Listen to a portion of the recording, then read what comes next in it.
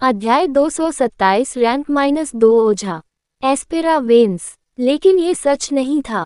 इतिहास ने बार बार दिखाया है कि सच्ची प्रतिभा किसी भी रास्ते पर चमकती है। जो बात मायने रखती है वही ये नहीं कि चुना गया रास्ता क्या है, बल्कि यह है कि कोई उस पर कैसे चला।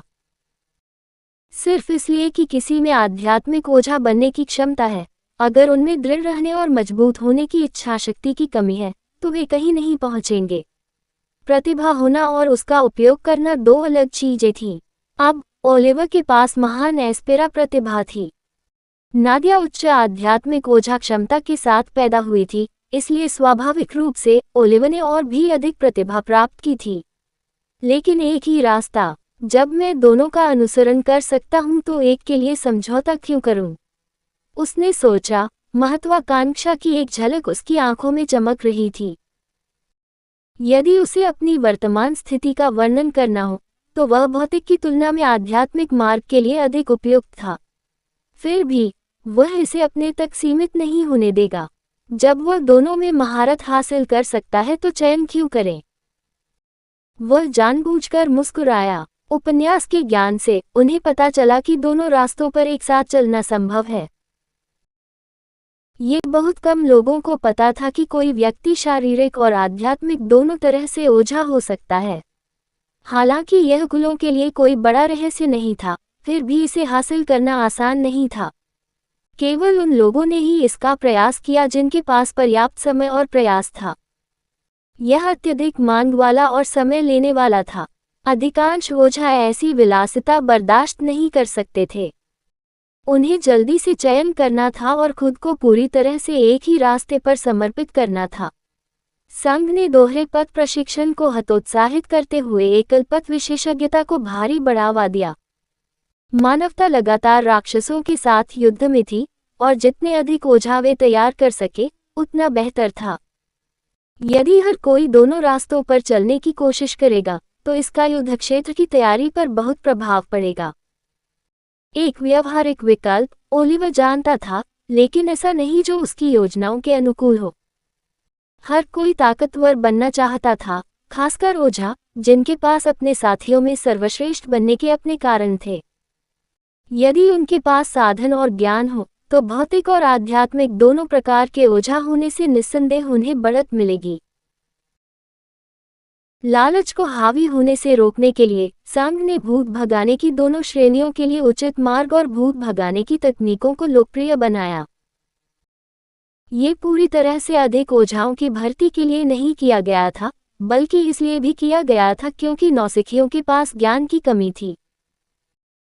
संघ के पास विशाल अनुभव वाले अनगिनत विशेषज्ञ ओझा थे, इसलिए नौसिखियों को शुरू से ही अपना समय बर्बाद करने से रोकना और एक रास्ते पर ध्यान केंद्रित करने के अपने प्रयासों को बचाना बेहतर था। उपन्यास में नादिया अपनी प्रतिभा और कड़ी मेहनत के साथ एक शारीरिक और आध्यात्मिक ओझा बन गई। इसलिए ओलिवर उसकी प्रतिभा से 10 गुना अधिक आसानी से सफल हो गया। उसे पीछे हटने की कोई जरूरत नहीं थी। जो बात आम लोगों पर लागू होती थी वह उन पर लागू नहीं होती थी। मुझे अब शुरू करना चाहिए। ओलिवर ने टूटी हुई खिड़कियों पर नजर डाली और बादलों को देखा। घने सुनहरे भूरे बादलों से भरे सूरज की रोशनी को फंसा रहे थे। वह जानता था कि उसे जल्दी करनी होगी। स्विश! उसके शरीर में एस्पेरा उसके सौर जाल पर इकट्ठा हुआ और एक गोले का आकार लेना शुरू कर दिया। जैसे ही उसने गोला बनाना शुरू किया, उसके चारों ओर उतार चढ़ाव दिखाई देने लगा। शुद्ध एस्पेरा उसके चारों ओर घूमता रहा। उतार चढ़ाव इतने तीव्र थे कि यदि एबिसल गुंबद न होता तो शहर के राक्षसों ने उसे तुरंत देख लिया होता। ये समझ में आने योग्य था क्योंकि सफलता से पहले ही उसका एस्पेरा बहुत बड़ा था और इसके बाद ये और भी अधिक बढ़ जाएगा। इसे सामान्य रूप से छिपाना कठिन था। दबाव बहुत ज्यादा था, लेकिन ओलिवर ने इसका स्वागत किया। शक्ति उसकी रगों में दौड़ रही थी, प्रकट होने को आतुर। जैसे जैसे समय बीतता गया, उसके सौर जाल पर चमकीले शुद्ध एस्पेरा का एक छोटा सा गोला बन गया। आमतौर पर यह एक सफलता का संकेत देता है। ओलिवर ने ऐसा किया था और अब वह तकनीकी रूप से रैंक -2 ओझा था। उसका शरीर हल्का महसूस हुआ, उसकी इंद्रियां तेज हो गईं। लेकिन कुछ अलग था, ये सिर्फ एक सफलता नहीं थी। चीजें यहीं रुक जानी चाहिए थी, लेकिन उनके लिए ऐसा नहीं हुआ। एस्पेरा का गोला घूमने लगा क्योंकि उसने अपनी आंखें बंद कर ली और दिमाग को एकाग्र कर लिया, अपने आसपास की परवाह नहीं की। वह इस प्रक्रिया में पूरी तरह डूबा हुआ था। एस्पेरा की पतली पतली लड़ियां धागों के रूप में एस्पेरा के गोले से निकलने लगी। जैसे जैसे सेकंड बीतते गए उनकी संख्या बढ़ती गई। शुद्ध एस्पेरा के अनगिनत धागे गोलाकार कोर से फैले हुए हैं। उन्होंने अनगिनत धागों पर नियंत्रण की इच्छा रखते हुए ध्यान केंद्रित किया। धागे हिल गए और हिलने लगे, प्रत्येक अलग अलग दिशा में जा रहे थे, धीरे धीरे उसकी नसों में भर रहे थे और उसके शरीर के हर इंच को ढक रहे थे। उसकी नसें एस्पेरा के उन धागों के साथ जुड़ गईं, जिससे उन धागों को एक माध्यम के रूप में उपयोग करके उसके शरीर में एस्पेरा चैनल बन गए। ये प्रक्रिया लंबी और श्रमसाध्य थी। कभी कभी वह एक या दो धागे पर नियंत्रण खो देता था, जो किसी गलत मांसपेशी या अंग पर प्रहार करता था, जिससे उसे दर्द होता था।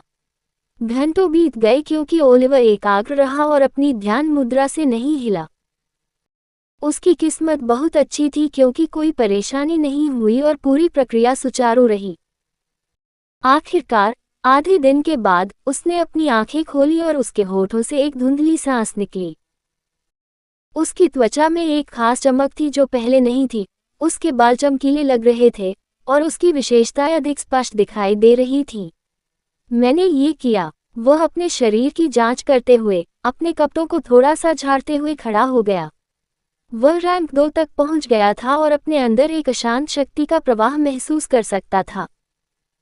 यह उसकी रगों में प्रवाहित हो रहा था, जीवित परीक्षण की प्रतीक्षा में। यदि उसे अब फिर से उस कल्पना का सामना करना पड़ता, तो वह अपने जल तत्व का उपयोग किए बिना अकेले तकनीकों से इसे आसानी से दबा सकता था। उसने नीचे अपने हाथ की ओर देखा और एक खास ऊर्जा महसूस करते हुए उसे भींच लिया।